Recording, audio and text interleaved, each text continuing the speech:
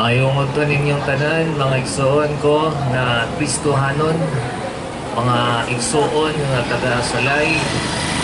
Kami di ay ang mga end-time evangelist, ang katapusang magsasangyaw ni ining katapusan ng mga adlaw. Gikan pa din mi sa Cagayan de Oro City o among mission kasi sa Ginoo, among subayon paingon dito sa Surigao, dito sa Visayas o dito sa Luzon. O salamat kay sa inyong presensya nga kamo naay kasing-kasing nga maminaw. Kadyot lamang kayo ni mga igsoon, mga 10 minutos lamang kini. Ang importante atong pasultion ang pulong sa Ginoo, kay ang pulong sa Ginoo mao kini ang makahatag na lamdag, makatudlo, makagiya sa atong agianan. Kay walay lain na istorya aning pulonga, mao kini ang Biblia. O ang Biblia mao ang pulong sa Ginoo, mao kining muhatag sa atong giya. So atong paistoryahon ang pulong sa Ginoo karon.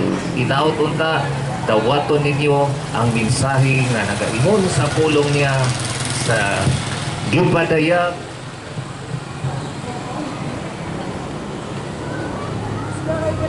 nasulat sa gipadayag 21, 22.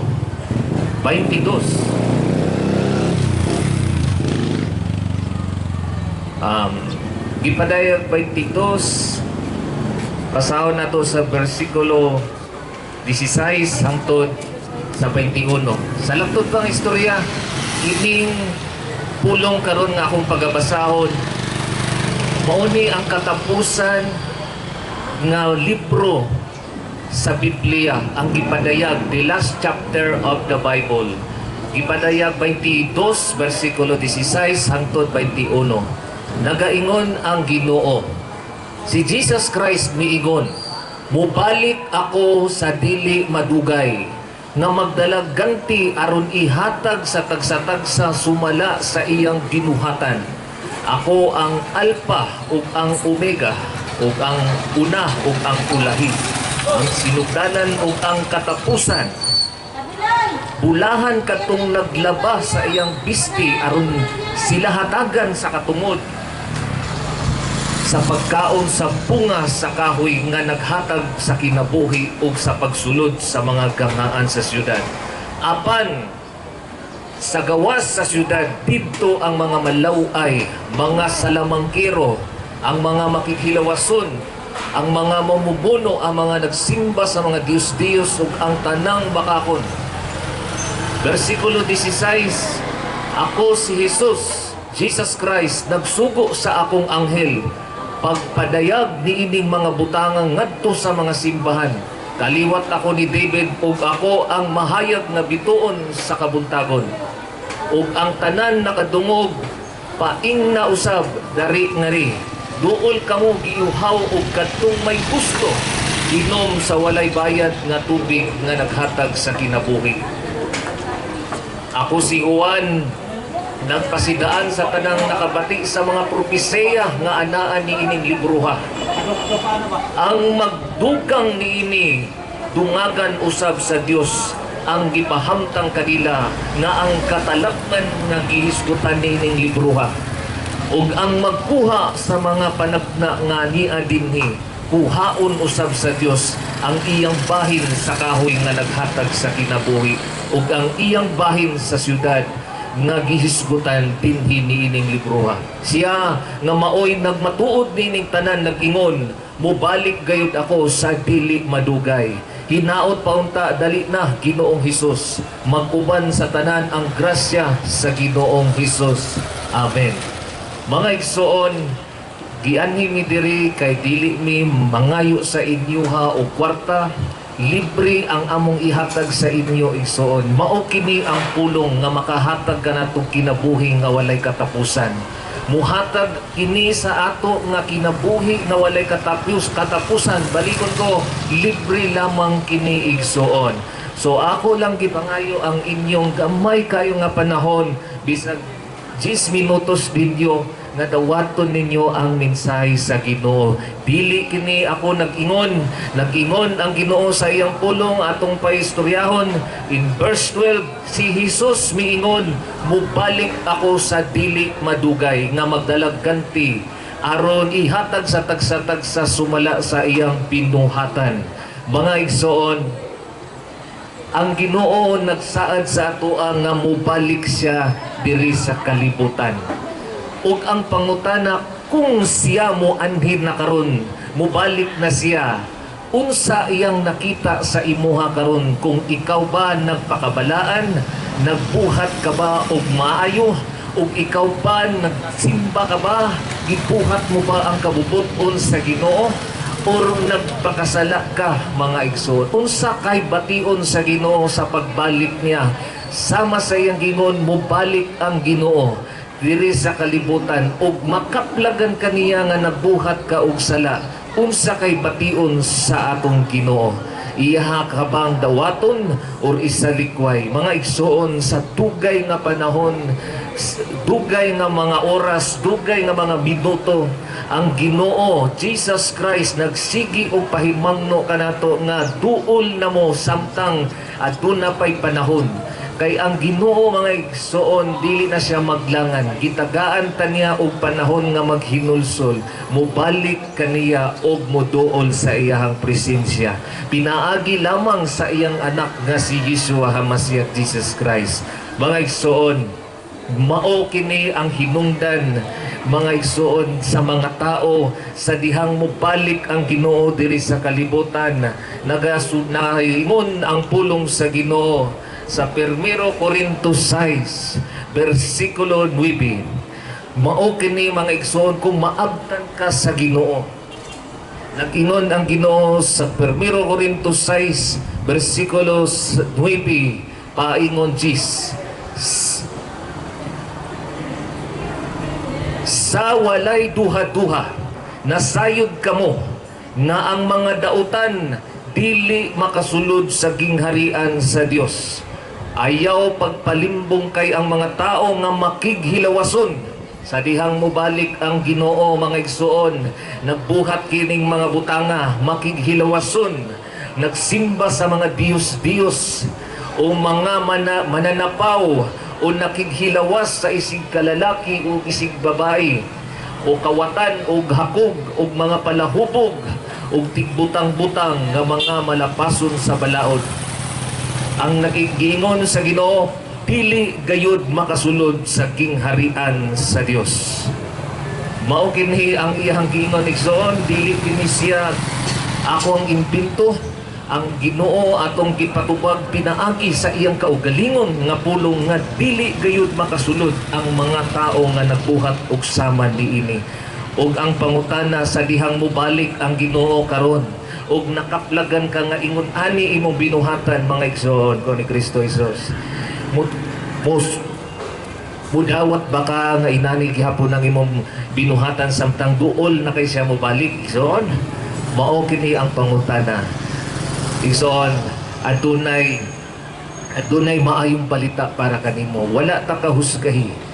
Gianhi ang Ginoo diri sa kalibutan tungod kay gusto kaniya luwason. Gusto kaniya kuwaon nga uban sa iya sa kingharian niya ug mahimo na nimo siyang amahan. Andam siya mo pasaylo kanimo. Gianhi mi diri nagdalag maayong balita nga gusto ka luwason sa Ginoo, kay gihigugma sa Dios ang tibuok kalibutan ug pinaagi sa iyahang anak nga si Jesus Christ. Nakabaton ta ug maluwas ta kung mutuo ta sa iyahang anak. So kay pinaagi lamang sa iyang anak ang atong mga makighilawason nga lawas, ang atong pagpakapalahubog, atong pangabisyo, pasayloon ta sa Ginoo. Mauni ang maayong balita nga among gitala diri kaninyo igsoon. Dawata kini siya og maluwas ka. Bastin nagaingon ka, nganong dili man ko tubagon sa Ginoo sa akong mga pag-ampo tungod kay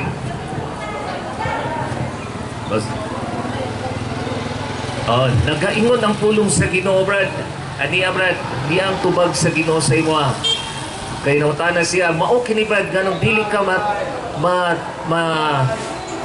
madungog sa Ginoo. Kay nag-ingon ang Ginoo, Brad. Kay yun ang Ginoo. Atong patupagon, Brad, sa pulong Japon sa Ginoo, sa Isaiah Kapitulo 59, 1 paingon 2. Nagaingon ang pulong sa Ginoo. Ang kamot sa Ginoo, dili mo po nga dili siya makaluwas, ug dili usab bungol ang iyang dalunggan nga dili siya makadungog. Apan ang inyong hinuong kalapasan maoy nagkulang kaninyo og sa inyong Dios. Ang inyong sala maoy hinungdan sa inyong pagpahilayo kaninyo, aron dili siya makadungog kaninyo. Kay natina sa dugo ang inyong kamot ug nabulit sa pagkadautan ang inyong mga tudlo. Ulos bakak ug dautan ang inyong gipanulti. Mga igsoon, nag-ingon ang Ginoo, andam siya muluwas kanimo. Pero na siya giingon diri, apan daw dili siya makadungog sa inyo tungod sa sala. Mga igsoon, walay lain makapapanas sa atong mga sala. Andam siya muluwas kanimo. Kung mutuo lamang ka sa iyang anak, kay siya lang ang makapanas sa atong mga sala. O nag-ingon ang pulong sa Ginoo, dili siya layo, dili siya layo kaayo, duol ra siya sa imong kasing-kasing karon. Kung naminaw ka karon ug ang imong kasing-kasing marang naay gapanuktok, mao kini karon igsoon dawata si Jesus Christ sa imong kinabuhi karon. Mao kini ang iyang giingon sa iyang pulong sa Gipadayag 3 versikulo 20. Nagtindog ako sa pultahan sa inyong kasing-kasing ug nagtuktok, kun may makadungog sa akong tingog ug muabli sa pultahan, musulod ako sa iyang balay ug makigsalo kaninya ug mukaon siya uban kanako. Mga igsoon, mauto akong gidala nga pulong sa Ginoo. Tinaod unta inyong kasing-kasing karon, abrihan ninyo. Nakahibalo ko nga karong adlaw dili sulagma nga nakaanhimi diri karon sa inyong lugar sa salay. Gusto sa Ginoo nga luwason mong tanan igsoon sa dili pa siya mobalik. Malaot kay kaigsoon kung imo ning balibaran nga mensahe karon tungod kay ang among gidala dili kini sa among kaugalingon kundi pulong sa Ginoo nga nag-ingon sa imo karon, abrihi ang inyong kasing-kasing ug dawata siya. Igsoon, kadyot ra kini nga mga pagampo sa sulod sa usa ka minuto lamang, dawata siya karon sa imong kasing-kasing. Tingna lang sa hilom, bisan dili pa nimo ilitop, diha lang sa imong kasing-kasing kung gidawat nimo ni igna, Ginoo Jesus Christ. Gidawat ta ka sa akong kasing-kasing karon. Gusto ti ka mailhan, Ginoo. Gusto ko makaila panimo, Ginoo, busa Lord. Paila sa imuha karon, Lord. Kay ikaw man gyud ang tinuod kaha nga Dios, Lord. Anhi pailha ko nimo, Ginoo, padamguha ko nimo, Ginoo. Istoryaha ko, Lord, makadungog ko sa imong pulong ug makaila pa ko nimo, Ginoo. Ginoo, Jesus Christ, giabrihan ako akong kasing-kasing aron mosulod ka sa akong kasing-kasing. Ug ikaw ang akong Ginoo ug mangluluwas. Way lain nga Dios, si Yeshua HaMashiach, Yahweh Jesus Christ. Ginoo, salamat kaayo sa kinabuhi nga walay katapusan. Dawaton nako ni Ginoo ug magkinabuhi nako nga balaan ug pasaylo ako sa akong mga sala. Amen. Mga igsoon, maayong udto sa inyong tanan. Salamat sa panahon. Salamat pod sa lugar sa salay sa inyong pagdawat sa pulong sa Ginoo. I-invite ta mo mga igsoon sa among website.